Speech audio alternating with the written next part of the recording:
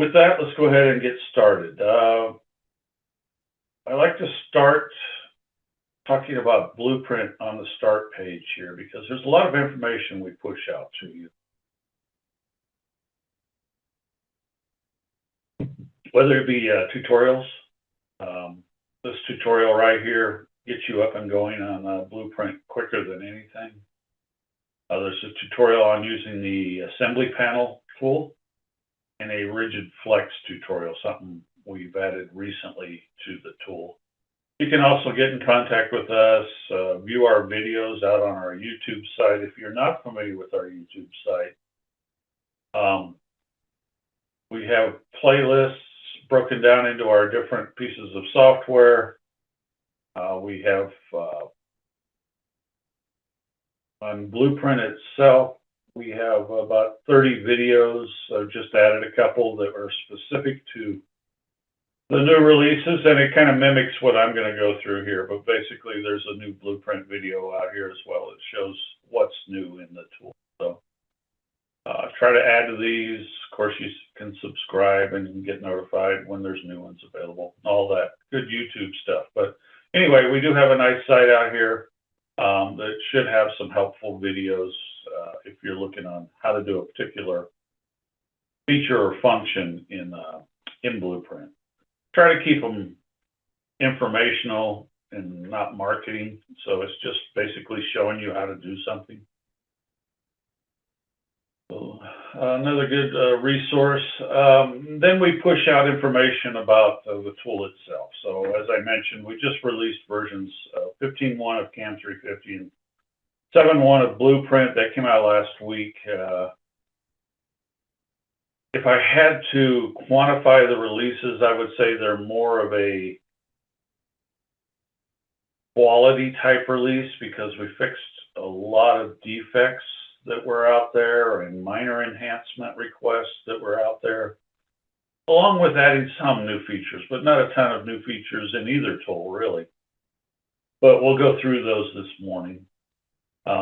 We always try to push that information out here on the start page, and whenever there's a new build, that's how if you're not familiar with how we release our software, we have versions, but then builds are done every couple months, and any kind of defects or minor enhancements we want to do without doing a full release, we'll put in a build. It's also how if there's a critical defect, we can push that out to you a lot quicker. And then there's a link to our YouTube page and the webinar we did yesterday for CAM 350. We do have some training coming up here in the U.S. in Albuquerque, New Mexico at the end of May. There is a possibility of some training back in our Marlboro offices in Marlboro, Mass offices in the end of April as well. We haven't firmed that up yet.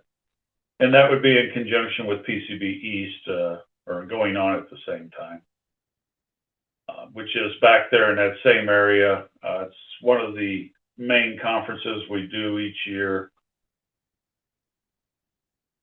And we'll have a booth there.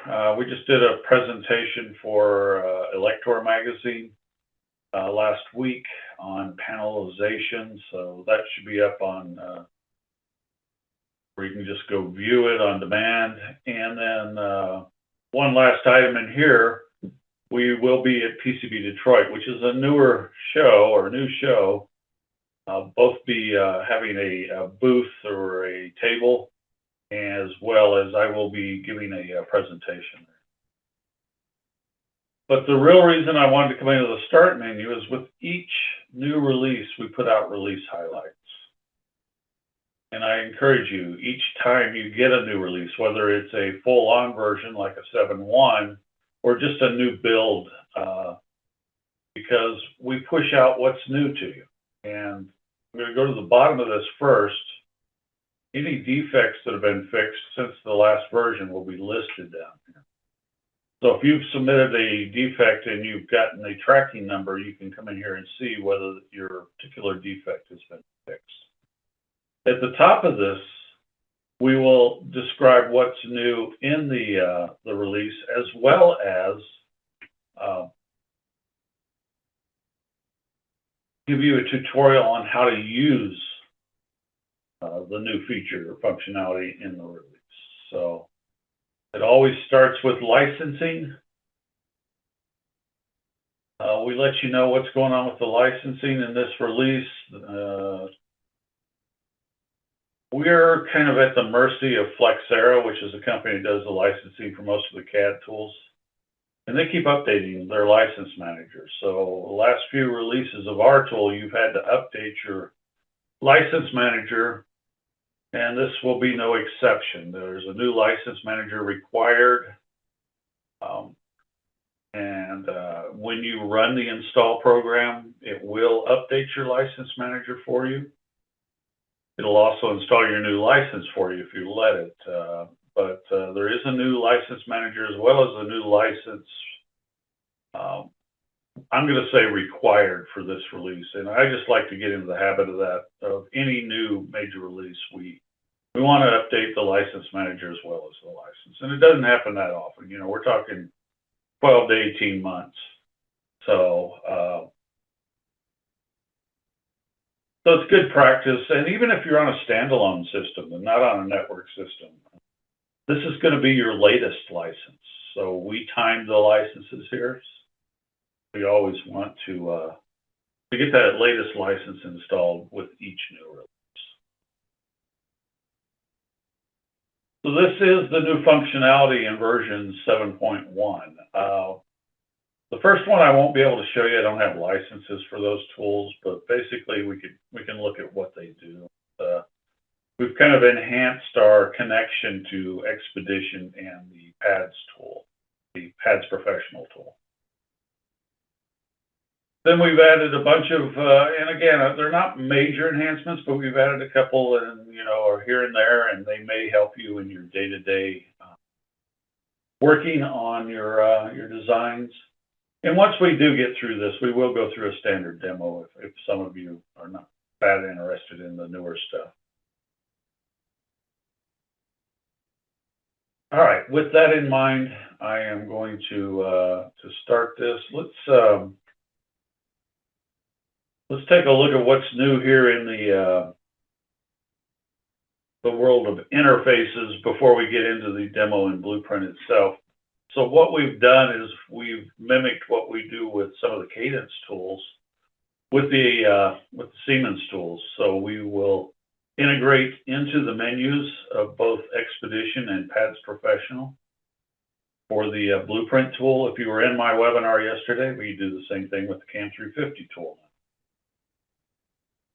So you have two choices. You can start a new blueprint documentation session, or you can update an existing one. When you're in your tool and you decide to start that session, you're given the choice of using ODB++ or IPC 2581. I'm not going to do a commercial for IPC 2581. We do encourage that format. But either one will work. And it even says we recommend ODB out of these particular tools, so I would probably go with ODB. So what it does is it exports that format, and then it's going to load it up into Blueprint, and it's going to give you this choice when it does load into Blueprint. You want to use a wizard, which would just really quickly create a simple document set. If you don't have your own templates set up, or if you haven't brought over your templates from however you were doing your documentation currently, then this might be a good way to get going, but most people will skip this. You get your choice of the startup file that you want to use, which is going to be your template, and it just loads the data right into that startup file, and you can continue on with your documentation. So same idea works when you're doing an update. You'll hit the update option, and it'll have you choose, if you want to use the same file or if you want to save it off to a new file and so forth. But basically give you the same options if you are doing an update. So again, I wish I could demo it to you, but we don't have that particular tool available. We have one copy of it. It stays at the main office. All right, I'm going to move that out of the way. We're going to start talking about some of these other features. The first one is an enhancement to our Rigid Flex stack-ups. So I'm just going to zoom into this sheet. Here's our existing Rigid Flex stack-up. If you're not familiar with them, basically we can do a stack-up for each of the zones in a Rigid Flex or a Flex design. So if I look over here, I've got like 5 different stack-ups, or 4 different stack-ups that are in this data. I guess I should pause at this moment to talk about doing Rigid Flex designs, because I brought this up yesterday in CAM 350. If you're not sending intelligent data out for Rigid Flex designs, you're really asking a lot of the fabricator. You're basically asking him to reverse engineer this thing. All the information about stack-up zones, stack-ups, where this, for instance, this 8-layer stack-up is right here, and our little stick figure is the chest. All that information can be in ODB++ or IPC 2581. If you send Gerbers and NC, now the fabricator's got to go out and identify all those areas. They probably have a piece of paper that lists the stack-ups. Well, here we have it all electronic. We can exchange it electronically.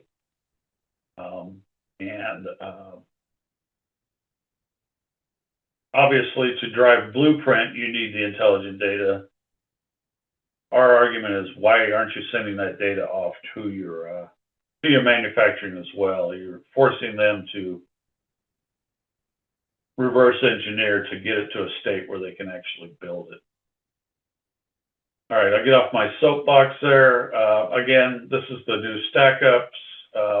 One of the things we did is we have enhanced it so that you can add dimensions not just for one of them, which is what we had previously, but you can add dimensions for all of these and decide where you want it to show.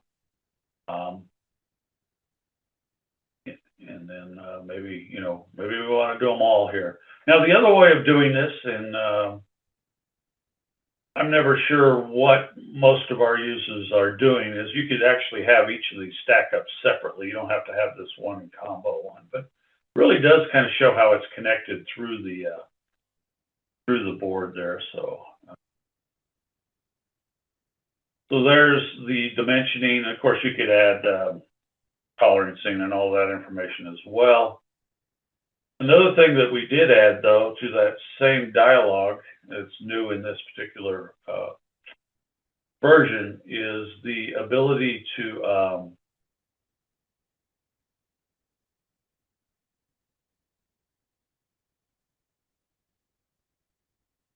show the stack up labels in here, and you can choose which ones you want to show. Where do you want to show them? You want to show them above? You want to show them below? Let's go ahead and turn them on. And I think I like this. It really does help you understand which stack up is which when you use this multiple stack ups, or even if you place them separately. Now they have a name to go with them. So those are two of the enhancements here in 7.1 that have to do with Rigid Flex stack ups.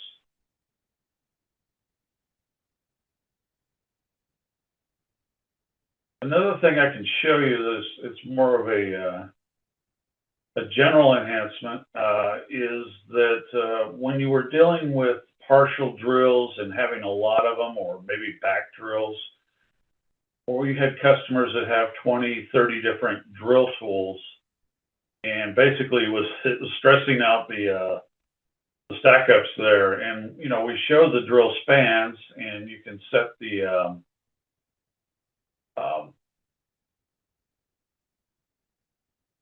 how you want it to look. Do you want it to be, cylinder or different shapes, however you want these to look. So that part is fine, but what we did change with this release is you can change the column spacing between these. So if you have a lot of them, they just kind of, gets a little smaller here. I think we can do this. Okay, it just brings them in a little bit closer together. So it's just more of an enhancement for making sure your stack up that you put down is legible, and you don't have to do a lot of manual modification to it. Minor enhancement, but again, that's what I would categorize most of the enhancements in this release.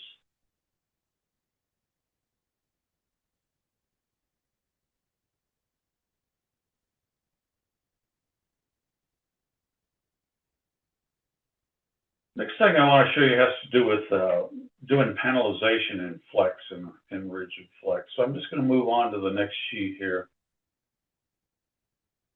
which is our assembly panel drawing. So if you're doing assembly panels, the way it's typically done is you decide how many up you want. Here I've rotated 2 of the boards, you know, placed fiducials, tooling holes, things like that. And then you start in and you're gonna add a web route to it. And then we're gonna add mill tabs to that web route. Okay, so we have a milling manager here where you can create different types of mill tabs. And I'll just show you a few of them that we have for different customers here.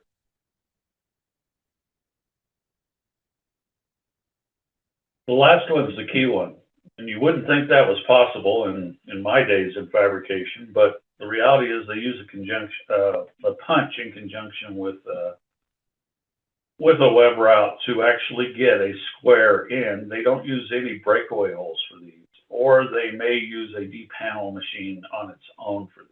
But whatever the reason, the square mill tab has become a thing, and we've had quite a few requests from people to use that, especially people doing Flex and Rigid Flex. So again, you can create your mill tabs over there, but then you just, when you want to add them to your assembly panel drawing, you just can drag and drop right out of this tool palette here. Again, you would find the one that you want. And I'll just make that the default. And what that means is just easier that if I'm doing a lot of these, I just drag and drop it over here and place it wherever I want to. All right, and it is square. So that is the desired methodology for depanelization for the people doing this. All right, you would just apply it to the rest of your panel. We're not going to do a panel demo this morning, but that's kind of the idea of how you would use those.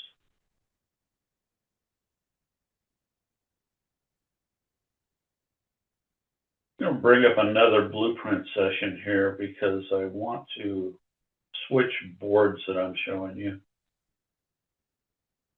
to show you this next feature.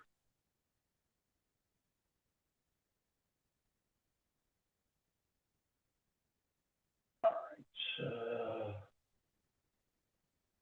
So as I mentioned earlier, if you're not familiar with Blueprint, this is kind of the way it works, is you work based off of a startup file. And in that startup file, you may have all your drawings set up as templates with placeholders for different things that you might add to them. And then you just import your data. And of course, it will populate those drawings.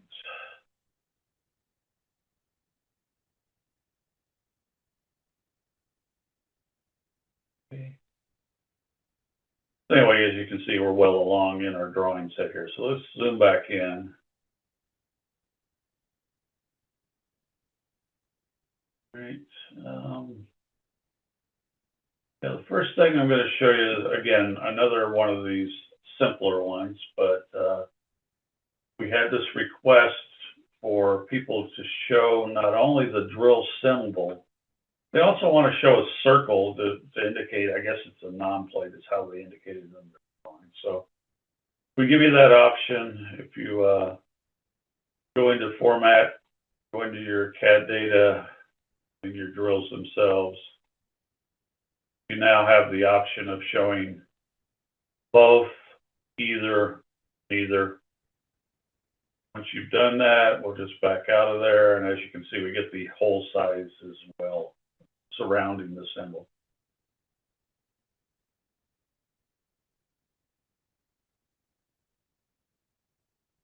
So if you're familiar with our tool, we have a magnify view that's here under the Common Elements palette. I'm just going to drag and drop one of these over.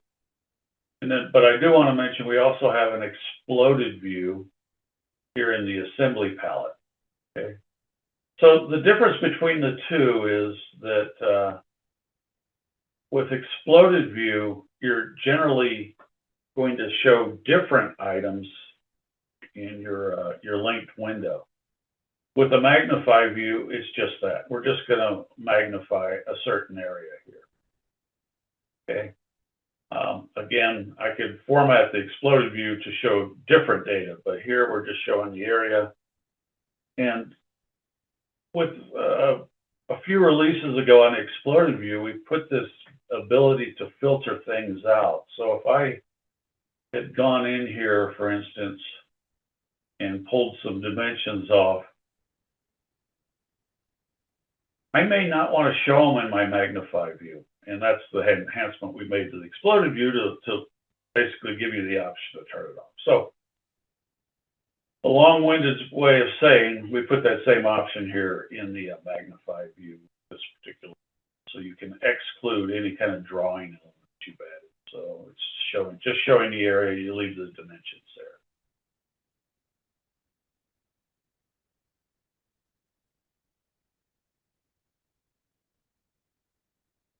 Another, again, kind of simple one is in our document variables here. If you haven't used those, that's kind of how we populate drawings with revisions, document names, all those sorts of things. And as you can see, a lot of this is defined already.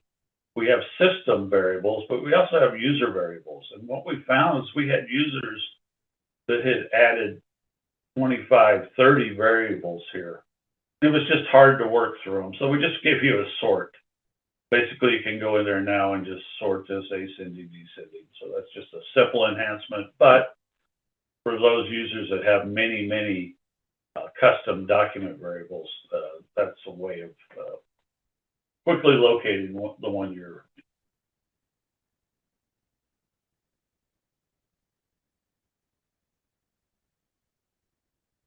The last couple of enhancements here, obviously things I can't show you.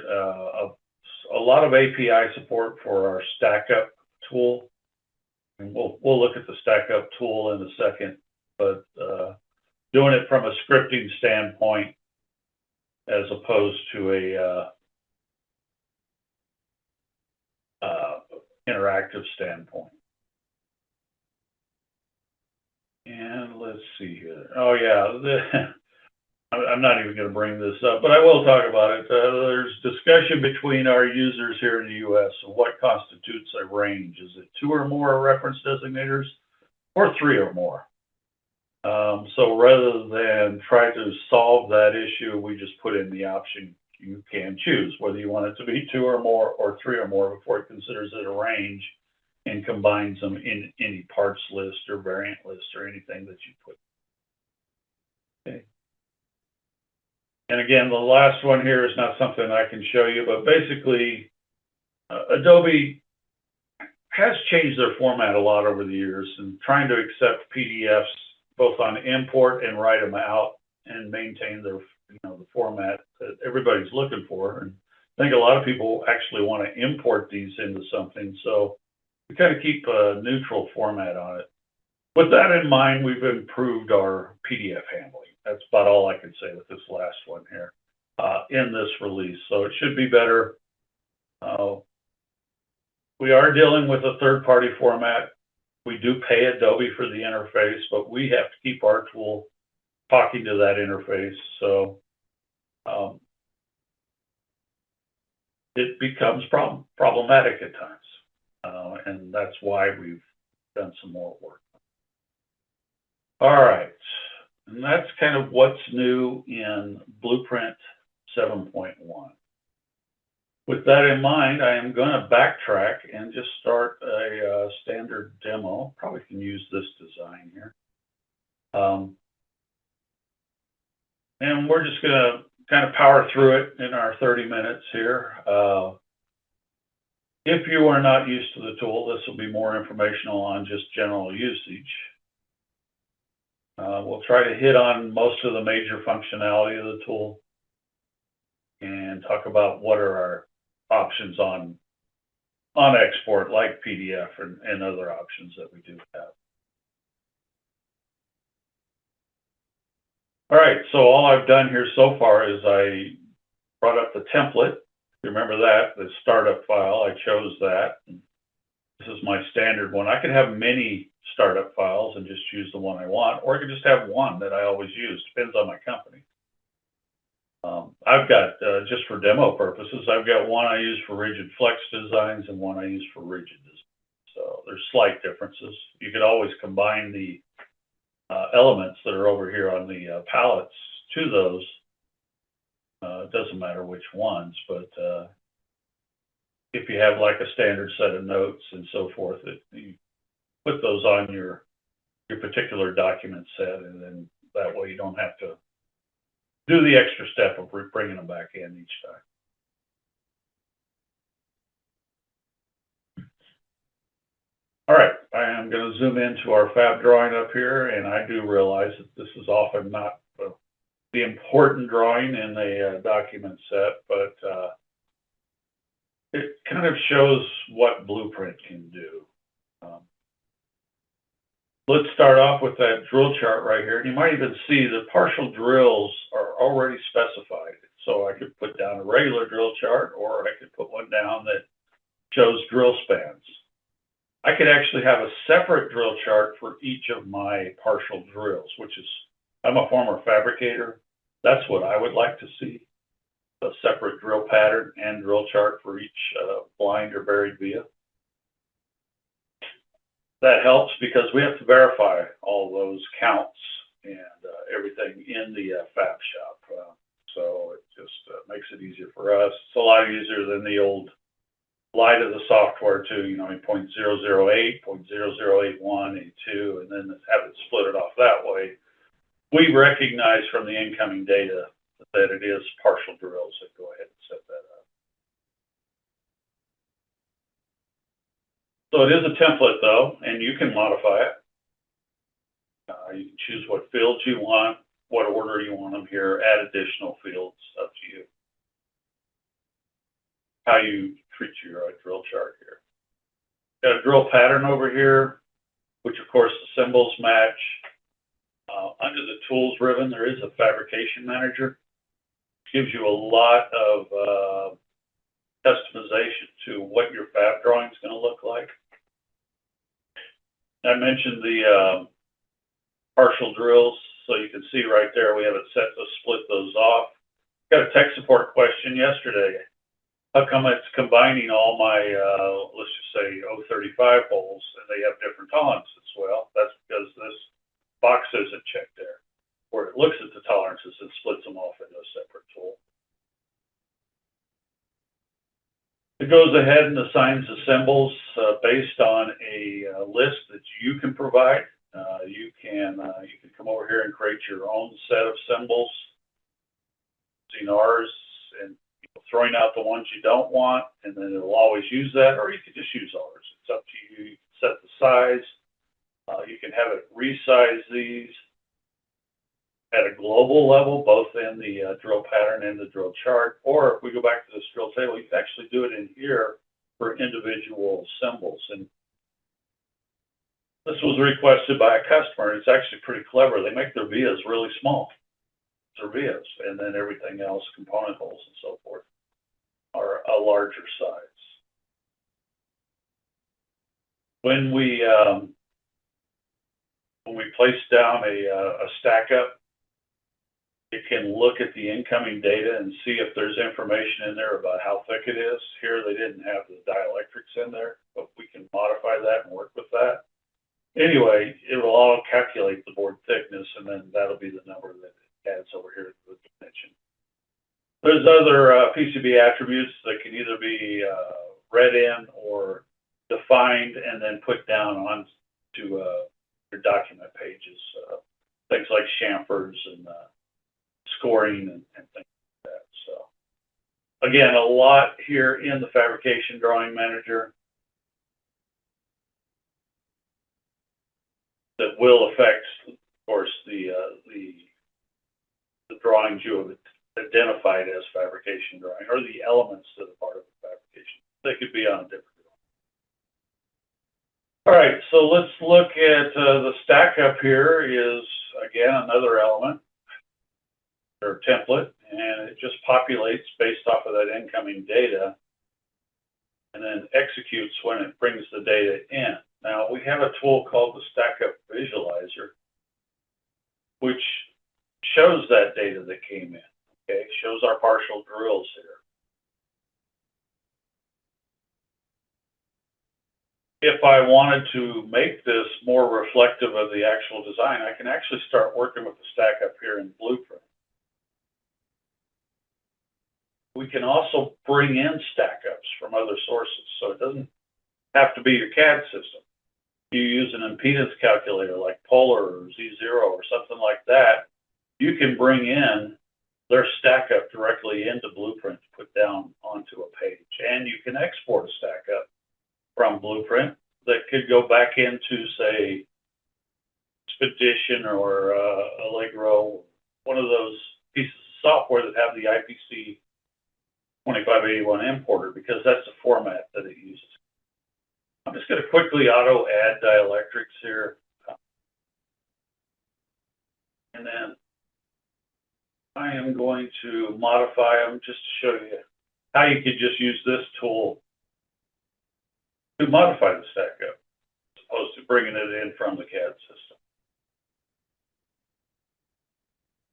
And now notice that updates, okay to that.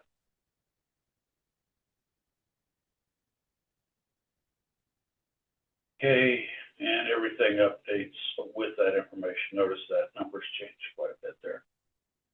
All right, so the StackUp Visualizer goes along with these intelligent StackUps so that you can place these on page. Dimensioning, you see a little auto dim I did earlier, but we have all the standard dimensioning tools. I can place point-to-point dimensions where I look for that little symbol that shows me that I've snapped to something, pull that dimension across. I can do datum dimensioning, just drop down a datum point. And now, I don't know if you can see this through the webinar, but that's red. That indicates it's active. And what that means is now I can just quickly go through and start dropping down dimensions. Okay, you can see I have it set to auto align, but I've also got push and shove built in there if you need to do that. And if you needed to realign it, you could just select them all and there's an align. For those of you overseas, yes, this is in English units. Of course, we do support millimeters and microns as well as inches and mils. You can set what the lines look like, what text you add, what type of dimension is it. All of that can be set in here. What font are you using? Do you want to suppress zeros? We probably do that for 00 over there. Want to add any additional text? You want to do dual dimensioning automatically. So every time you throw down a dimension, it'll put both the English and the metric equivalent on there. And cross-point dimensioning. So these are all options that can be defaulted from the start or can be done on a case-by-case basis. Notice this one in orange, and you probably have guessed, anytime you hang a dimension, Blueprint will let you know. So go in there and snap it to something, then it goes away, and then, as I mentioned before, I'd probably come in there and say, okay, let's align these again. So that's dimensioning. We also have a tool they use here in the US more than elsewhere called geometric dimensioning and tolerancing, or GD&T for short. And it all revolves around placing what they call a feature control frame. And then there are certain symbols that can be added to that. There's a whole specification on how this works, but You see it a lot in the medical industry and the defense contractors here. So we do support it fully. Over here on our note block, you can see it's already with the underlines doing some spell checking. That can be localized to different countries, different languages, depending on what version of Windows you're using.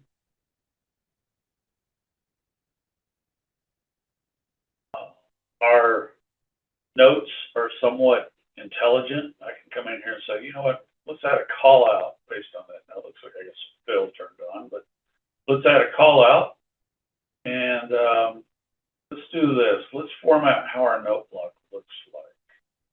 Go in here and let's do this one instead. Now we've added decimal in there, and then we can go to each level and set how the numbering goes and the indentation and so forth. The other thing it does, though, is if I now come over to this note and start moving it around in the note block, it updates. I can demote it, promote it, I can delete it. So a lot of those mundane things that you do on a day-to-day basis when working on documentation, we kind of take care of for you. You don't see that hanging note where it says note 34A, and then you look over in the note block and there is no 34A because we deleted it. So it gets deleted along with it. A lot of control in options on what the note block looks like and actually what the balloons, when you do add a call out, what these look like. You can squares, rectangles, triangles, we probably got 10 different shapes that people use for these things. All right, I think we're going to move on from the fab drawing. I do want to point out document variables since we did talk about them earlier. You can see when I clicked here in this field, see how that highlighted? That means that's a document variable, so I could go to the document variable and go to the drawing number and enter that, and anywhere that's called out, it'll update with that information. So that's a way of limiting the errors that you might make when you have to go out to each of your documents and update a revision or a drawing number or something. All right, let's do this. Go to the next sheet. This is our assembly panel drawing. We talked a little bit about it with some of the enhancements, but I think the only thing I'm going to show you right now on it is that it is a really quick way of getting this done. Now, does every designer do the assembly panel drawing? No. But a lot of them are taking it back over because they don't like what the contract manufacturers are doing. And we're selling this tool into contract manufacturers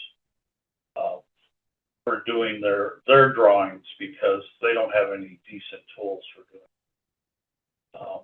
I think I mentioned that, maybe I didn't, it was yesterday, but I used to be the person to do this in the fab shop. You would say, okay, I want a 4-up array. You go ahead and create it.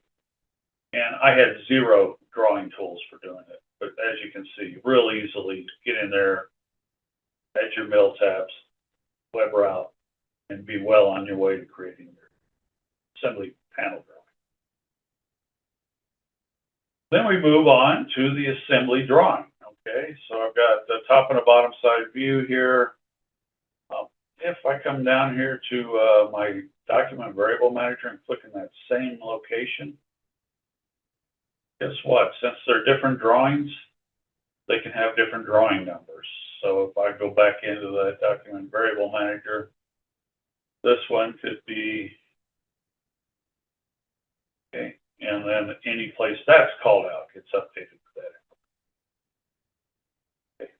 What we found was that people were doing their fabrication drawings and their assembly drawings in 2 separate sessions, whatever tool they were using. And then, of course, what that means is when there's an update, you got to go update 2 different locations, especially if you're doing some sort of mechanical CAD system where you're using DXF. This can really, get tedious and prone with errors. Here we just re-import the data, it updates all of the drawings.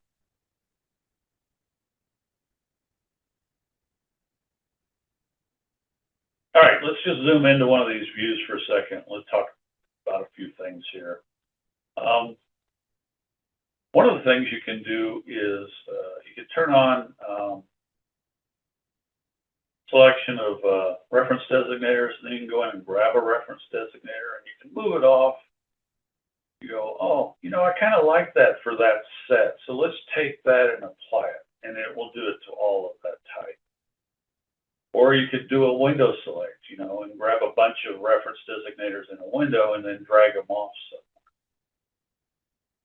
So we're giving you a lot of tools, and here's the ribbon that comes up when you're working with reference designators for doing reference designator cleanup.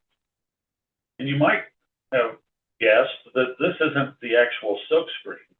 This is where Blueprint has regenerated the reference designators, and we do that when we bring them in. So what Blueprint will do is it'll use parameters that you've set up in advance and create reference designators and place them in the center of the component outlines based off of how this is defined in your options. If you want to redo it at any time, you can just come into this dialog and do it. That's part of the Blueprint optimization tools, if you will, is this ability to really get in there and help with the cleanups. You know, obviously this is not a tight board, but you could even use exploded views if you really wanted to zoom into an area. So a lot of tools for helping you with that. Creating a good assembly drawing. We don't care about subscripts. Same idea with the components themselves. You know, I could turn on a selection of components so that when I'm in here and working in the tool in the PCB view, I can bring up the component format dialog. The other thing I brought up is a very powerful part of Blueprint. I do encourage you to use it. That's the PCB view format pane. Here I'm just affecting one component, but if I wanted to do group selects in effect, I can do it over here in this window and have all of these options. So what I'm going to do to start off with here is show the pins, show them as outlines. Let's make them gray. We're going to mark pin 1. We're going to make it red, leave it round, and we'll say preview. We'll get a look for that particular design. I could then do the same thing, apply to all components of that particular type, and it would do all of those. Okay. So I've unselected, you can kind of see what we did there. You can always bring up that pane on your own. It's right here. And what I like to do, especially if I'm affecting everything, I can do window selects, but I prefer to just select all the components over here. And since I've selected this view, it's only affecting the top side components. And now I can go to component properties and make whatever change I want here. Maybe I want to do all the pins, outlines, all the pin ones. That red. Okay. And it goes and does everything. So you can be selective, you can do everything.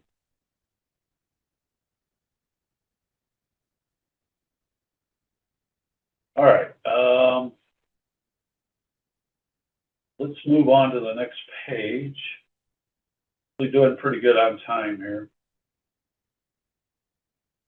Hit the blank page because I'm going to add a couple of features of Blueprint that need a little explanation before we put them down on a drawing. One of them is variants.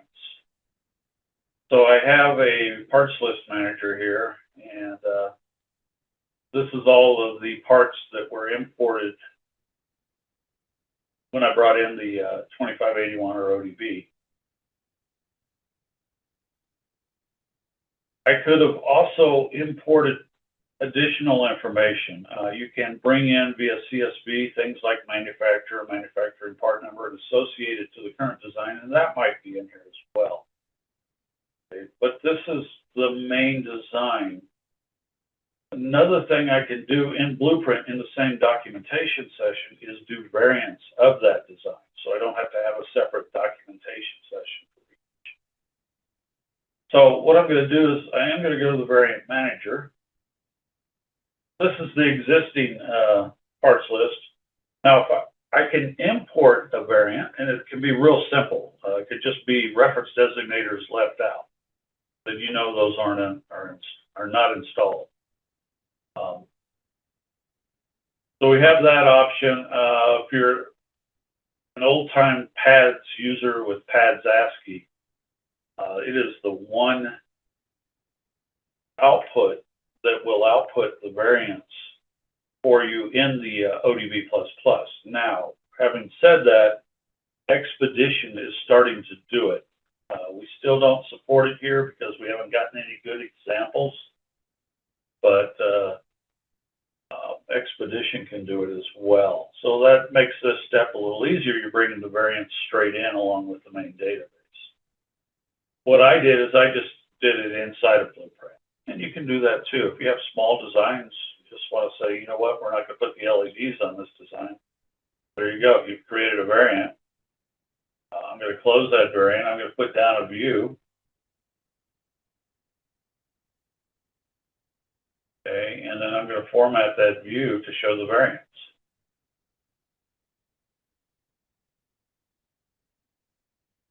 And what I have it set up to do is to put a red fill on anything that's uninstalled. Down a variant legend. And I could actually put down a variant list, which is kind of like a parts list, but just for variants. And I can pick the variant if I have multiple. And just for kicks, let's just do the uninstalls. Okay, so that's one way of working with variants. You can have multiple variants. We have automotive industry customers here in the U.S. that have 25 variants on a board. They use this multi-variant list, which basically has checkboxes whether it's used on a particular variant. Support that. The next tool, just quickly, is process steps. If you're doing your own assembly, you might do those color-coded charts for your floor that list, you know, what is being installed on each machine and so forth. So you can come in here and select them. I'm just going to use some accelerators here to quickly get some differences.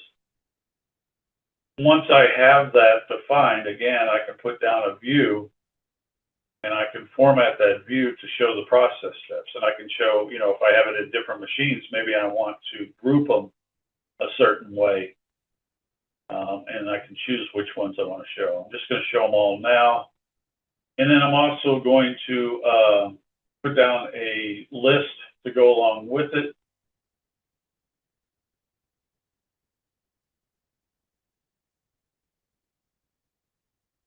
Just going to grab this, drop it, and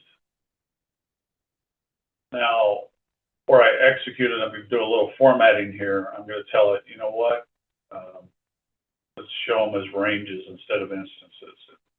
You can guess the reason I did that. I don't want it going off to the next page, which it would do automatically, by the way, put a new header in there and everything. But there's your process steps.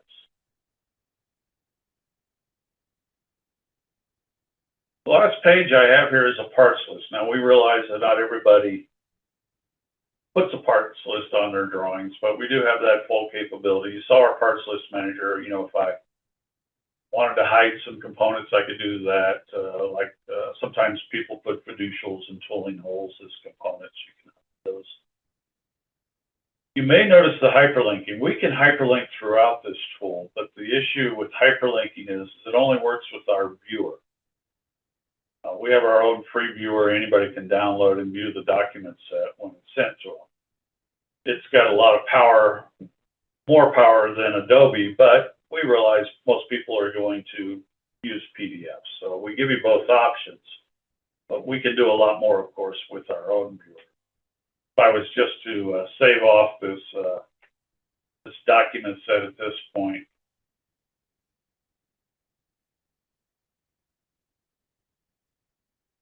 I could open it up in the Blueprint viewer.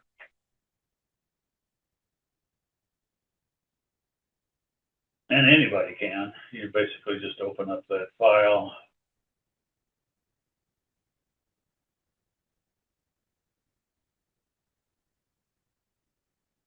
And all that hyperlinking will work. And, one thing we do with these callouts, we hyperlink to the actual note. That works over here. Down to here, it'll take you to a view and show you where those are. Come down to the parts list, zoom in. And you can set that to zoom in when you want it to highlight as well. It's up to you, user. So those are niceties of the viewer and Blueprint itself. You can actually embed files in a Blueprint database. So I'll give you a scenario that I could go in here and back to my my panel and export a Centroid report from that panel, bring that into Blueprint, embed it, and then once the user gets the database and they have the viewer, they can just simply write it out to the desk. Anything imported shows in there. You can use the Blueprint database as a container, if you will. And there's other things that are supported, like, for instance, if you have a specification, you can embed the specification and hyperlink directly from your drawing set. Hyperlinks are supported throughout. All right, let's get out of the viewer, back into Blueprint. Let's look at our document set from that proverbial 30,000 foot level. What do we do with it now? So I've just talked about saving as a Blueprint database and then open up the viewer. That's one way, but the majority of our users are either going to print to their favorite PDF writer or export PDF. So both options are available to you. We also will export DXF. As I mentioned, we can do a Centroid report or even a BOM out of our tool if you want to see a bill of materials from what you brought into our tool. We have a couple other options too. One of them, pack and release, just simply makes an executable out of the document set that the person on the other side can execute when they receive it, and then load it up into the viewer. Publish to web, which we've done a little enhancement to with this release, basically creates an HTML version of your document set. So it can be viewed in a web browser, and actually I think our largest customer here in the US uses that methodology. Okay, and then the startup files. Let's just say you're a new Blueprint evaluator and you've manually created a whole document set, placed everything where you wanted it, and you want to set that as your template for going forward. Well, you just set it as a startup file. It strips out all the data and just leaves the elements of the templates. And you can bring in another design to that as you wish.